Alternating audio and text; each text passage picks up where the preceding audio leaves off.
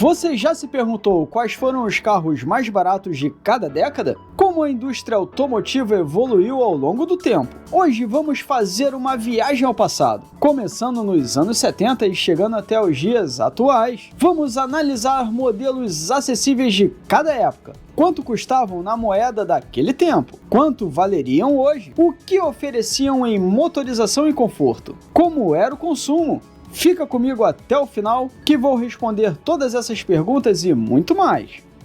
Fala galera, eu sou o Renato e você está no canal Meu Carro Irado. Se ainda não é inscrito, perde mais tempo não, cara. Se inscreve aí, ativa o sininho das notificações, já deixa o seu like agora para você não esquecer e ajudar o nosso canal. Não se esqueça também de compartilhar esse vídeo e deixar o seu comentário. Fica comigo até o final e vambora pro vídeo! Vamos começar a nossa viagem no tempo pela década da ditadura militar e da disco music. Os anos 70 foram sem dúvida inesquecíveis para quem os viveu. Se você que está me assistindo agora foi dessa ou de qualquer outra época que vou citar nesse vídeo, deixe o seu comentário e as suas considerações. O que você lembra da sua década preferida? Eu, por exemplo, nasci nos anos 80, mas a minha década marcante foi os anos 90, porque foi a minha infância e pré-adolescência. E nós vamos chegar lá. Voltando aos anos 70, nessa década o carro que reinava era o Volkswagen Fusca, o rei absoluto dos carros populares. O Fusca tinha um motor 1300 e custava a bagatela de 12.079 cruzeiros novos. Se ajustarmos para os dias de hoje, nesse valor ele equivaleria aproximadamente a R$80 mil. E você aí pensando que os carros antigamente eram mais baratos, né? O Fusca já era um sucesso absoluto no Brasil nos anos 70 e era uma opção acessível para quem buscava um carro novo. O motor era 1.3 litro Boxer a ar, com apenas 46 cavalinhos de potência, mas extremamente confiável. Quase não quebrava. E quando quebrava, qualquer um consertava, né? Até hoje. O interior era bem simples, sem grandes luxos. Bancos de vinil, painel minimalista e nada de direção hidráulica ou ar-condicionado. Era pé de boi raiz. Um radinho AM/FM e olhe lá. Fazia cerca de 10 km por litro na cidade e 13 km por litro na estrada, com motor a gasolina. Seus principais concorrentes da época eram o Fiat 147, que oferecia um pouco mais de estilo e uma promessa de economia maior, e o Chevrolet Chevette, que se destacava pelo porte mais esportivo e fazia muito sucesso com a juventude da época. Tínhamos também o Ford Corcel, que assim como o Chevette, oferecia mais estilo e esportividade, marcando seu lugar na história de carros icônicos. Você já teve algum deles? Qual? Comenta aí! O Fusca era sinônimo de durabilidade, mas já começava a enfrentar a concorrência com modelos com tração dianteira e motores mais modernos. Saindo da década de 70, vamos desembarcar nos anos 80. Uma década inesquecível, época de música boa. O nosso povo parecia ser mais feliz. Você concorda comigo? Nessa década lendária, a Volkswagen lançava o Gol, que chegou como uma resposta da marca aos concorrentes que estavam apostando no estilo mais quadradinho e esportivo daquela época. Nem preciso dizer que ele fez um enorme sucesso e se tornou o popular mais vendido e mais barato daquele tempo. Ele custava 62 mil cruzeiros em 1980, o que equivaleria hoje a aproximadamente 120 mil reais. O Golzinho foi lançado para substituir o Fusca e modernizar a linha de carros acessíveis no Brasil. Se bem que por 120 mil reais se fosse hoje, de acessível não tem nada, né? Haja boleto. Esse primeiro Golzinho da história vinha com motor 1.3 refrigerado a ar, herdado do Fusca. Por isso, ganhou o singelo apelido de batedeira. Ele entregava 47 pocotós de potência e seu conforto era inexistente.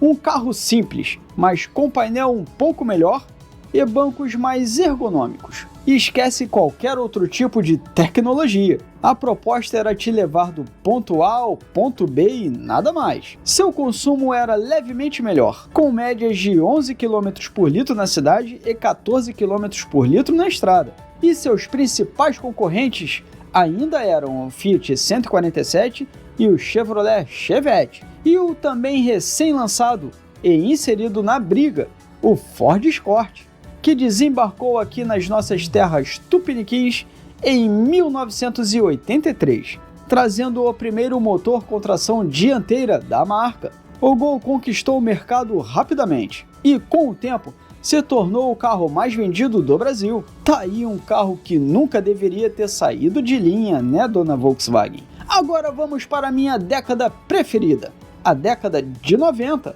sem celular. As brincadeiras eram na rua. Descer o morro de carrinho de rolimã sem freio era normal. Rolar na lama, futebol na chuva, soltar pipa até não conseguir mais enxergar aonde ela estava no céu. Uma época sem frescura, sem mimimi.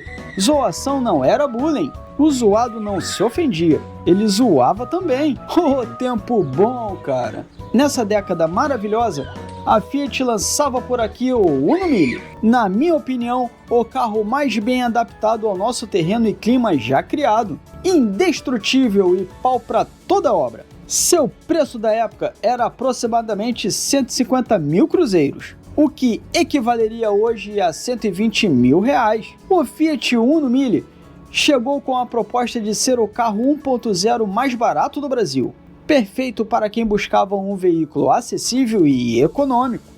Seu motor era um 1.0 de 48 cavalos, extremamente econômico, mas não tinha um grande desempenho, né?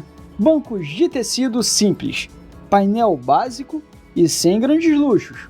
Fazia 12 km por litro na cidade e 16 km por litro na estrada, abastecido com gasolina, sendo um dos carros mais econômicos da época. Seus concorrentes diretos eram o Chevrolet Chevette Júnior, o Volkswagen Gol e o Ford Escort Hobby. O Uno Mille caiu no gosto do brasileiro e se tornou um dos carros mais vendidos e amados do país até hoje. Uma lenda da nossa história automotiva. Outro carro que nunca deveria ter saído de linha, né, dona Fiat? Saindo dos anos 90, chegamos na época da geração emo, seja lá o que isso significa. Nessa época, a Ford foi a protagonista, com o lançamento do Ford Ka, pequeno e moderno, apelidado carinhosamente de baratinha. Ele era bem esquisito, mas se tornou um enorme sucesso de vendas, justamente pelo seu visual diferentão e principalmente pelo seu preço.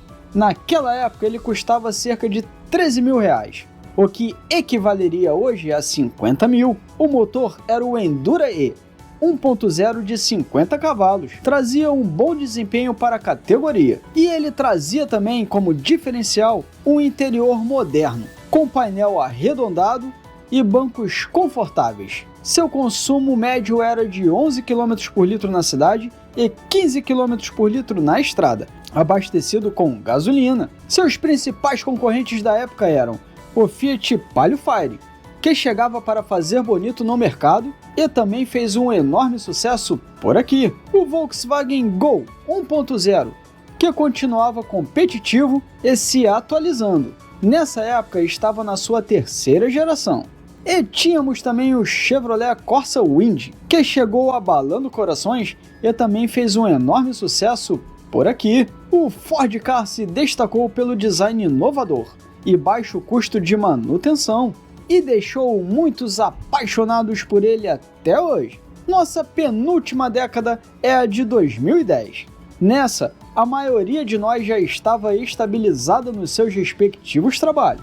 E a Chery trazia para o Brasil o QQ, o chinesinho que se tornou o carro mais barato do Brasil naquela década. Porém, como nem tudo que é barato é bom, o Chery QQ sem dúvida foi o exemplo mais claro disso. Seu acabamento era terrível, péssima qualidade construtiva, desempenho horroroso, dificuldade de achar peças de reposição e uma desvalorização absurda como seminovo. Fizeram esse carro fracassar nas vendas, e ele até que teve um início promissor, mas despencou vertiginosamente até sumir. Esse carro, ao contrário de todos os outros citados nesse vídeo, foi uma enorme dor de cabeça para quem o teve. Se você tem ou teve um desse, foi ou é feliz, saiba que você é uma raríssima exceção. Naquela época, ele chegou custando R$22.000, posicionando-se como o carro 0 km mais barato do mercado. Se fosse hoje, custaria algo em torno de 55 mil, e ainda assim seria o mais barato. O Cherokee Q com certeza ajudou a criar na nossa mente a falsa certeza de que tudo que vem da China é ruim, e as marcas que estão aqui hoje têm que se desdobrar para mostrar que tem tanto ou mais qualidade que as nossas tradicionais, o que também ajudou a Chery a não desaparecer de vez do mercado brasileiro foi a entrada do grupo Caoa como representante da marca no Brasil, o que agregou valor a eles e trouxe uma significativa melhora ao produto deles. Esse quequezinho safado tinha um motor 1.0 de 68 cavalos, que deveria ser suficiente para a proposta urbana do modelo, mas na prática entregava cerca de 49 cavalos, o que fazia seu desempenho ser tartaruguístico. Ele consumia em média 12 km por litro na cidade e 16 km por litro na estrada, e seus principais concorrentes eram o Uno Vivace, o Volkswagen G5 e o Chevrolet Celta, e todos ganhavam do QQ de lavada, tanto no quesito venda quanto no quesito qualidade.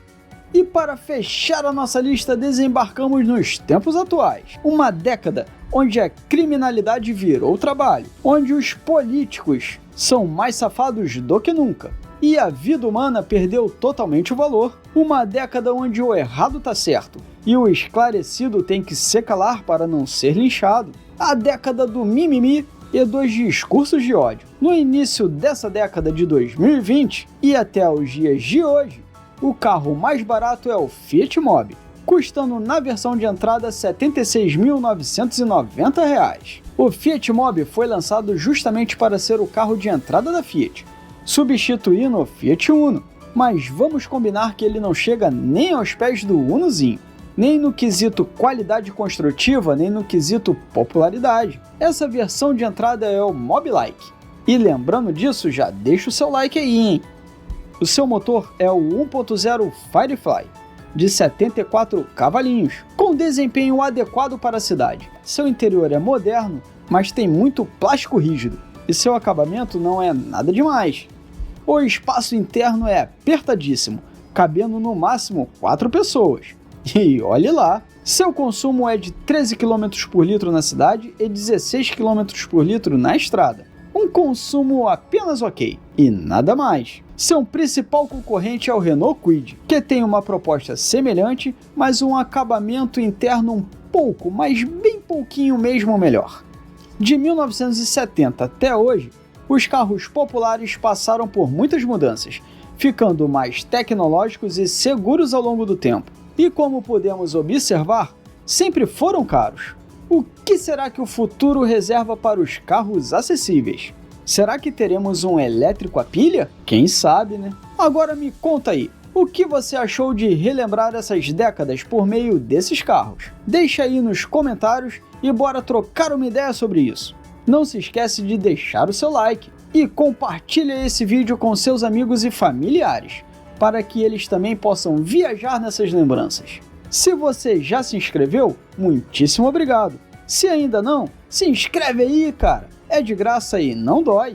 E não se esquece de ativar o sininho das notificações e deixar o seu like, beleza? Galera, muitíssimo obrigado por ter ficado até aqui. Curte o pós-crédito aí que eu vou fazer uma homenagem a essas décadas que falamos. E até o próximo vídeo. Tchau! Nos anos 70 o mundo era azul, a Jovem Guarda mandava no sul. De Roberto a Erasmo todo mundo curtia, e o Fusquinha reinava cheio de alegria. Chegaram os 80 com grito e paixão, o rock brazuca dominou o salão. Legião Barão Titãs na vitrola e o gol quadrado era amor na escola. Nos 90 a rua era nosso quintal, sem celular, sem Wi-Fi, era tudo real. Brincar até tarde, que tempo maneiro. No Mille era o carro guerreiro. Nós 2000 surgiu uma turma diferente, franja no olho e o choro no pente. O emo sofria com o estilo no ar e o Ford Ka tentava acompanhar. Mas veio 2010, que desilusão, a preguiça virou até motivação. O governo perdido, ladrão sem noção, e o xeriqueque, um carro de papelão.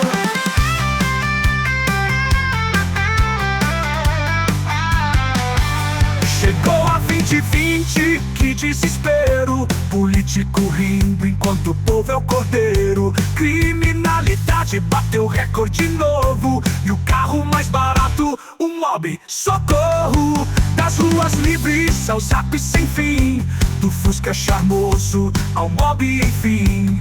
Cada década deixou sua cor, mas hoje é cinza, falta um pouco de amor. Nós 2000 surgiu uma turma diferente, franja no olho e o choro no pente. O emo sofria com o estilo no ar e o Ford Ka tentava acompanhar.